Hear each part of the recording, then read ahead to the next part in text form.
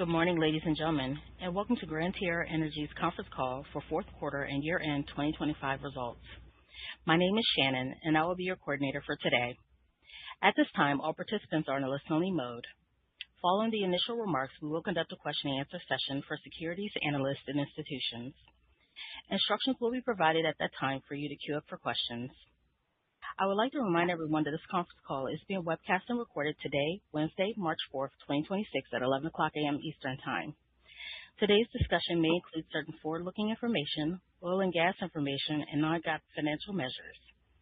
Please refer to the earnings and operational update press release we issued yesterday for important advisories and disclaimers with regard to this information and for reconciliations of any non-GAAP measures discussed on today's call. Finally, this earnings call is the property of Gran Tierra Energy, Inc.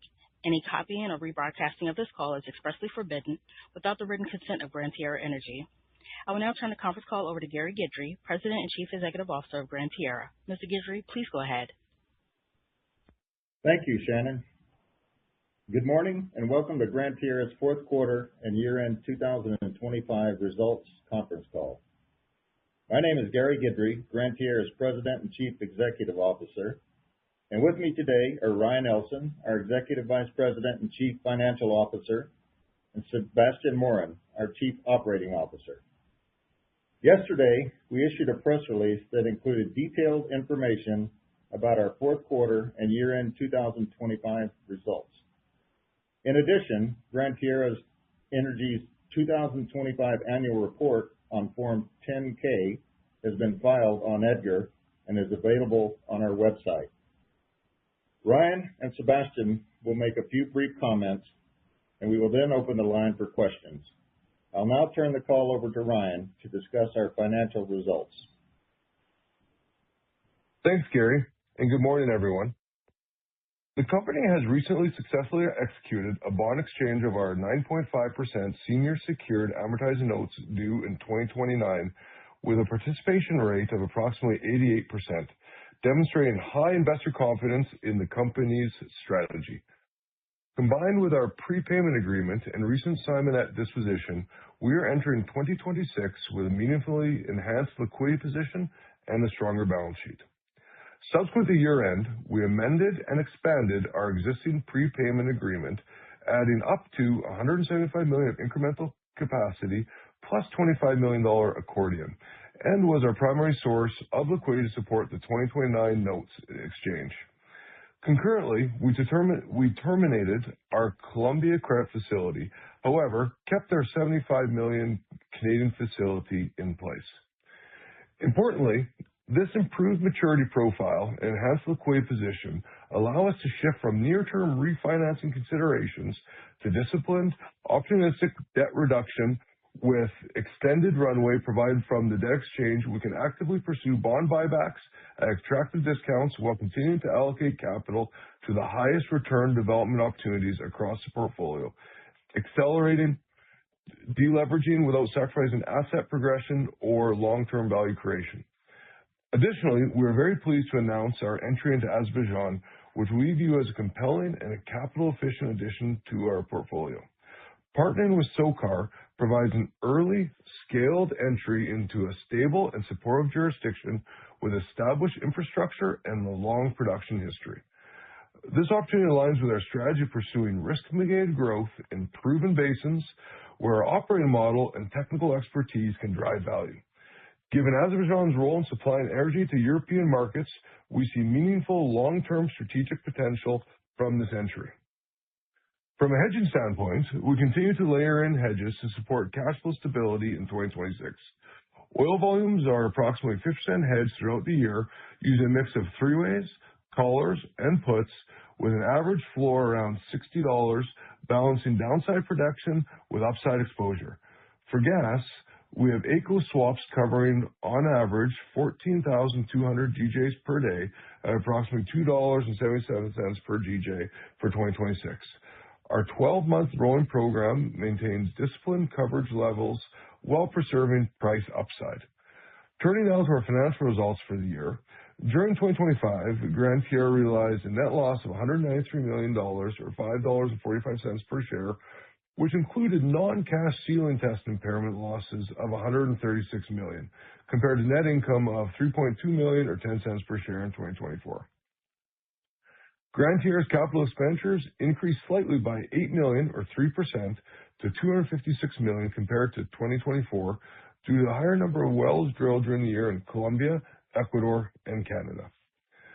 The company realized adjusted EBITDA of $284 million, a decrease of 23% from $367 million in 2024.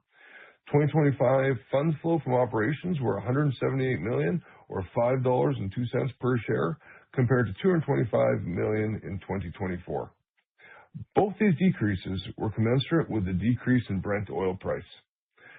The company generated net cash provided by operating activities of $313 million, an increase of 31% from $239 million in 2024.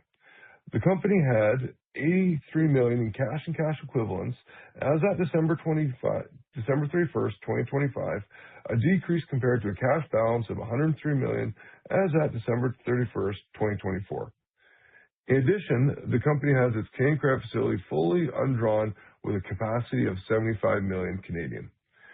During 2025, the company bought back 21.3 million face value of the company's 2029 senior notes. Gran Tierra's net oil and gas sales for the year were $597 million, a slight decrease of 4% compared to 2024. Total 2025 operating expenses were $249 million compared to $202 million in 2024, representing a 23% increase, while operating expenses per BOE were $15.17, 6% lower when compared to 2024. The increase in total operating expenses in 2025 was a result of higher operating costs in Ecuador, driven by a production ramp-up in 2025 and a full-year contribution from our Canadian operations. Taken together, we have had a very busy start to the year with all these corporate actions, repositioning the company for a strong 2026 and beyond. I'll now turn the call over to Sebastien Morin to discuss some of our highlights of our current operations. Thanks, Ryan. Good morning, everyone. I will start with our 2025 year-end reserves. On January 28, 2026, we announced our year-end reserves as evaluated by McDaniel. The results reinforce the strength, depth, and optionality embedded in our portfolio. In South America, we delivered greater than 100% reserve replacement on both a PDP and 2P basis, driven by exploration success and strong asset performance. For 2025, we reported 142 million barrels of oil equivalent of 1P reserves, 258 million barrels of oil equivalent of 2P reserves, and 329 million barrels of oil equivalent of 3P reserves. South American reserve replacement was 101% for PDP, 61% for 1P, and 105% for 2P. These outcomes were supported by multiple exploration discoveries in Ecuador, disciplined management of our low-decline Colombian assets, and successful integration of our Canadian operations into a diversified multi-basin portfolio. In Canada, certain natural gas reserves were reclassified to contingent resources due to current low gas prices under reserve booking standards. As operator of the majority of our assets, we retain the flexibility to reallocate capital toward high return, quick payout gas development in a stronger price environment. And we remain constructive on long-term natural gas demand given LNG expansion and structural growth in power demand. Our PDP reserves continue to generate meaningful cash flow that supports deleveraging, while our broader inventory, including approximately 0.3 TCF on unrisked 3P contingent resources in the Glauconitic Formation and 0.4 TCF of 3P gas reserves across our Canadian assets, provide substantial long-term gas development optionality. The organic and inorganic growth achieved over the past several years has created a runway of highly economic development opportunities in proven plays with established infrastructure. With Canadian operations now fully integrated, approximately 18% of production, 19% of 1P reserves, and 22% of 2P reserves are attributable to natural gas, and Canada represents 39% of 1P and 44% of 2P reserves. This diversification enhances resilience across commodity cycles while preserving capital allocation flexibility. From a valuation perspective, year-end 2025 NAV per share was $22.61 before tax and $13.61 after tax on a 1P basis, and $51.09 before tax and $31.17 after tax on a 2P basis. Compared to our current share price, this reflects a meaningful discount of 2 to 5 times across all NAV categories. In terms of production, Gran Tierra achieved 2025 average working interest production of 45,709 barrels per day, representing a 32% increase from 2024, due to a positive exploration well drilling results in Ecuador and full year production from our Canadian operations, which was partially offset by lower production in southern Colombia and Ecuador as a result of 2 major export pipeline disruptions and the Moqueta field being shut in due to trunk line repairs during the third quarter of 2025. Operationally, we are building off a successful year in 2025 to start off 2026 on a strong note. As Ryan noted previously, with the company fulfilling all 2025 Ecuador commitments and the Suroriente carried work program well underway, we are entering a new phase focused on generating cash flow and maximizing the value of our diversified portfolio. From a development standpoint, we are excited to share that we recently drilled the Rahu-2 well on the Suroriente block, targeting the northern extent of the Cohembi field. The well is producing approximately 790 barrels of oil per day at less than 1% water cut and is performing ahead of our initial expectations. The result further delineates the field and supports the broader development potential of Cohembi to the north. Rahu-2 also advances our Suroriente capital carry commitment, which we expect to complete by mid-2026. To close, our operational focus remains on portfolio longevity, asset quality, and disciplined execution. With the addition of Azerbaijan, our portfolio now spans 4 countries, 6 basins, and 3 continents, further enhancing diversification.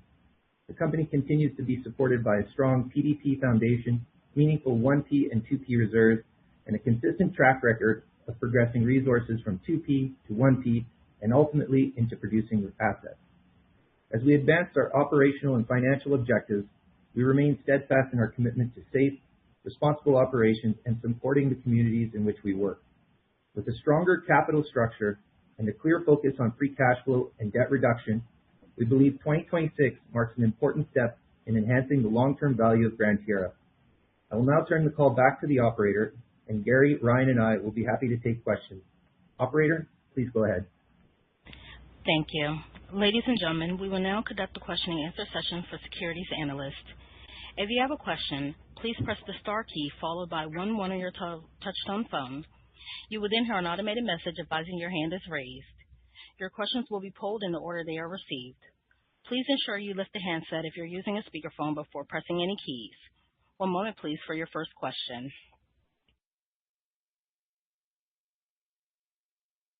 Our first question comes from the line of David Round with Stifel. Your line is now open. Great. Thank you. Thanks, everyone. Probably an obvious one to start, but maybe can you just talk about your exposure to near-term prices, please? Specifically, if you can just mention sort of how and when your sales are priced.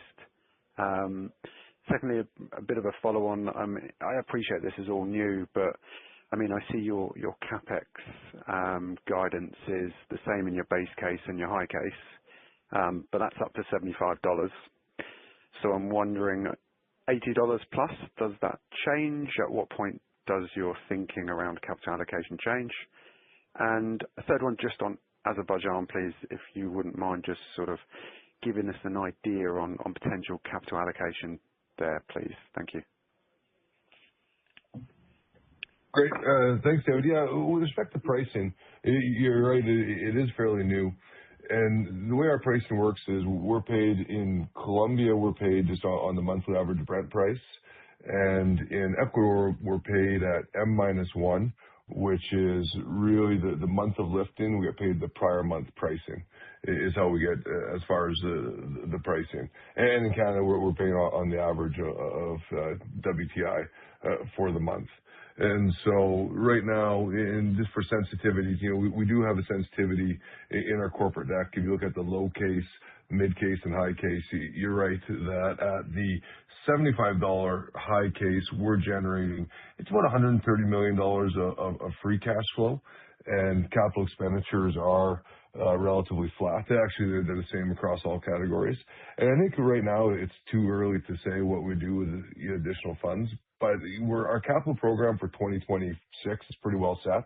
So I think this would really, we would expect any material changes at all for 2026. It really is help us with our planning for 2027. We're very focused on debt reduction, free cash flow generation. And so I think any excess free cash will either go with cash on the balance sheet or repurchasing our outstanding debt. Okay, And great. and then with respect to Azerbaijan, it's, we are still waiting to get the PSC ratified. So really we'll come out with capital guidance for Azerbaijan. It's really a 2027 and beyond. With some capital this year, most likely some gravity that we'll shoot in Azerbaijan. Okay, makes sense. Maybe I can just sneak another quick one just on OpEx. It looks like actually a pretty meaningful reduction in OpEx in 26. How much of that is structural savings that we can assume will persist? And are there any deferrals we just need to be aware of there? Yeah, so they're mostly all structural components. Even in Canada, we've reduced as a whole about 10% per year on a structural basis. So the integration of I3 has been significant, and the same goes in Colombia and Ecuador.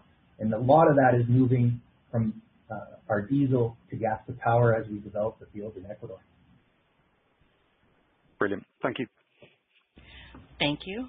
Our next question comes from the line of Joseph Schachter with Cersei. Your line is now open. Good morning, everyone, and thanks for taking my questions. First one for Ryan. Ryan, with all these higher prices, and you mentioned in your hedge book, how much incremental hedges have you put on, and are you stretching that into 27? Is this war premium giving the ability to add hedges at very attractive prices? Yeah, I think for this year, we have about 50% of our production hedge. We have started to add a few into Q1 of 2027. I think the reality is obviously front month is quite a bit higher, but the curve is steeply backwardated.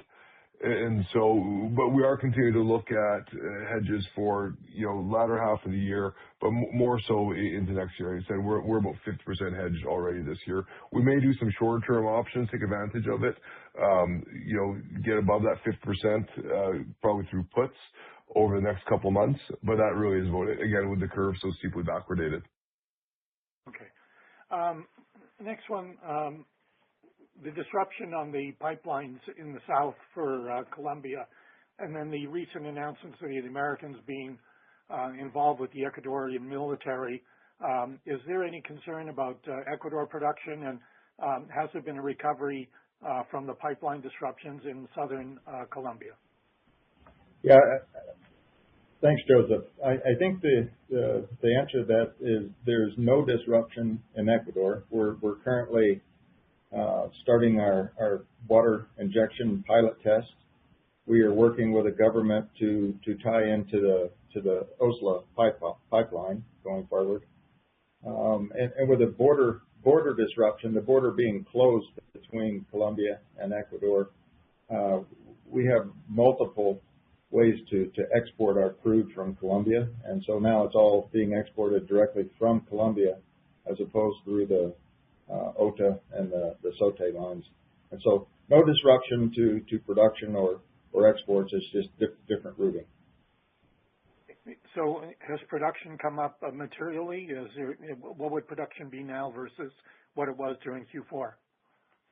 In Ecuador, we're still at the 8,500, 9,000 barrels a day, but we are quite enthusiastic. We're already seeing response from the injection in the fields that we're on. But our plans are to start water injection pilots in all of our fields. Okay, and in Colombia, production now versus Q4?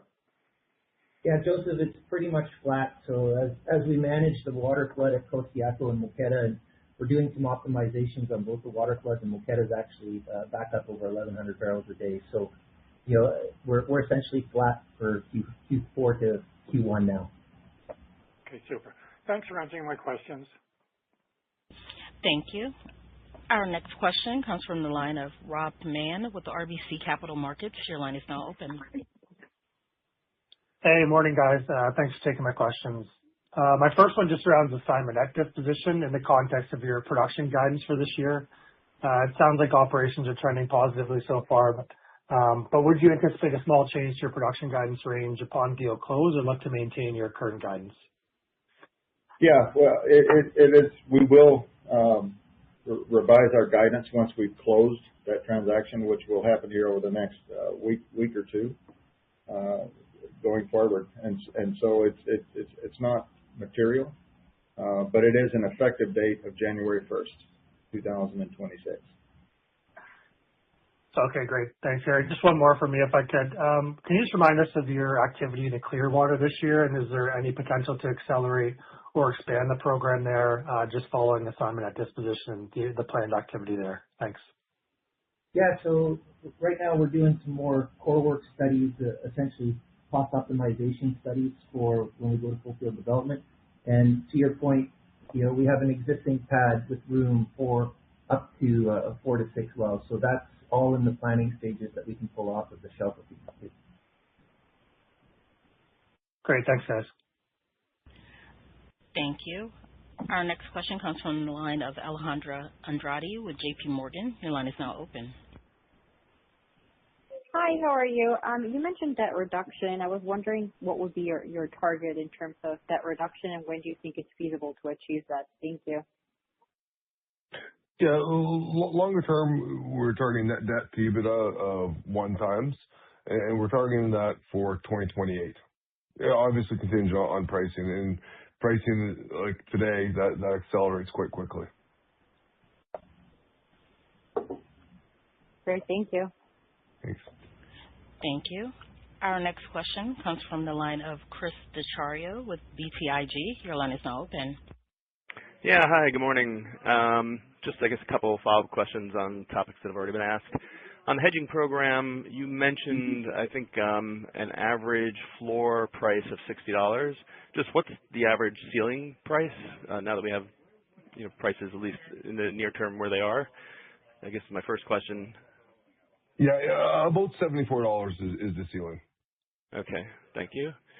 And then just following up on Alejandra's question, I mean, to the extent you're focused now on free cash flow and debt reduction going forward, to the extent perhaps we'll have a little bit higher oil prices for longer. How do you think about sort of share buybacks versus net debt reduction or debt reduction? I mean, to the extent things end up better than your guidance, sort of how do you think of allocating between the two?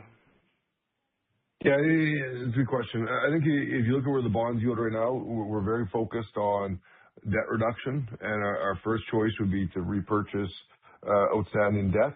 And then you recall in the exchange that we just did, any restricted payments that go out, we have to do 2 to 1 for debt reduction versus share buybacks. So if we were to buy back $10 million worth of shares, we'd be obligated to buy back $20 million versus debt. So you can see the emphasis on the debt reduction. Yeah, great. That's helpful. Thank you. You're welcome. Thank you. Gentlemen, there are no further questions at this time. Please continue. Thank you, operator. I'd once again like to thank everyone for joining us today. I would like to also take this opportunity to thank the entire Gran Tierra team for their commitment and their hard work in 2025, while thanking stakeholders for their continued support. We look forward to speaking with you next quarter and update you on our ongoing progress. Thank you. This concludes today's conference. Thank you for your participation. You may now disconnect.